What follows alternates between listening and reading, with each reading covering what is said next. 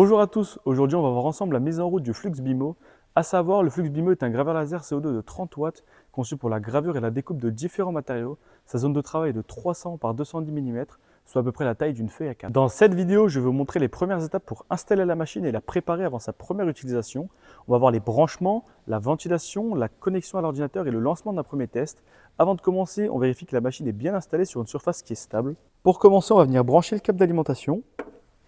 Ensuite, on va venir installer le système d'extraction d'air. Donc, on va avoir besoin du tuyau et du collier de serrage. Donc, on commence par mettre le tuyau.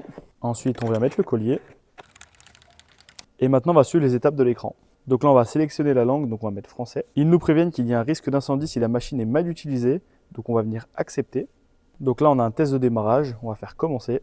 Donc, avant de commencer, il faut s'assurer qu'on n'ait rien sur le plan de travail. Si vous avez quelque chose, il faut l'enlever. Une fois que c'est fait, on va bien faire maison.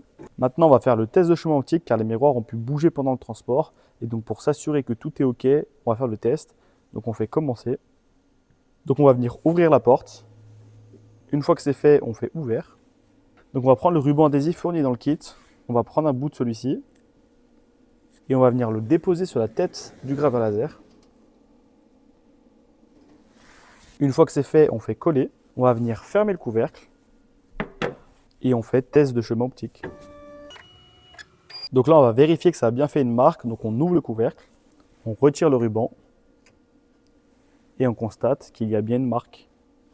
Donc ici, on peut mettre qu'on a bien la marque de brûlure. Et on va venir répéter le processus. Donc on remet à nouveau un bout de double face. On refait coller, on ferme la porte et on fait test de chemin optique. Donc là, on va venir revérifier si on a bien notre marque. Donc c'est bien le cas. On valide qu'on a bien notre marque. Donc là, on a bien fini le test de chemin optique. Ensuite, on va venir connecter notre graveur laser à Internet. Donc pour ce faire, on sélectionne le bon réseau. On met le mot de passe. Donc là, on a un message pour valider que la connexion a bien été établie. Donc on fait compléter. Donc là, on a fini toutes les étapes. Il faut installer BIM Studio. Pour ce faire, je vous mets le lien en description. Et ensuite, on va pouvoir continuer. Une fois que vous avez installé le logiciel, vous allez tomber sur cette interface. Donc maintenant, on va vérifier que la connexion entre le graveur laser et l'ordinateur est bien établie. Donc pour ce faire, on vient ici. Et on clique ici. Et s'il est écrit BIMO ici, c'est que vous êtes bien connecté.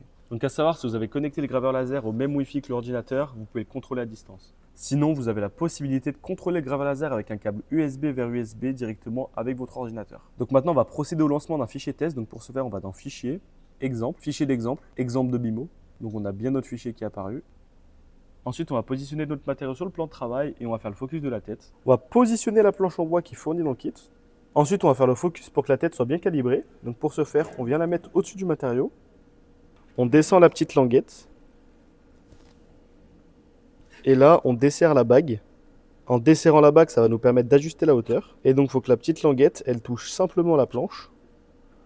Et une fois que c'est fait, on resserre la bague. Et là, la hauteur est bien réglée. Et puis, on peut refermer la porte.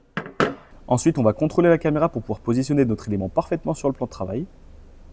Donc là, ça prend photo par photo pour définir la zone. On sélectionne notre élément et on le place parfaitement. Donc à savoir, ici, vous avez vos calques. Donc chaque calque correspond à une puissance et une vitesse différentes. Et ça va vous permettre d'ajuster chaque calque pour pouvoir avoir le résultat que vous voulez. Une fois que tout est en place, on va lancer le test. Donc pour ce faire, on vient ici et on fait démarrer. Ensuite, on peut ouvrir la porte. Et voilà notre fichier de test. Voilà pour les premières étapes de la mise en route du Flux Bimo. La machine est prête à utiliser pour vos projets. La vidéo de déballage est aussi disponible sur la chaîne. Si cette vidéo vous a été utile, pensez à vous abonner et à poser vos questions en commentaire. Merci d'avoir regardé et à très bientôt pour une prochaine vidéo.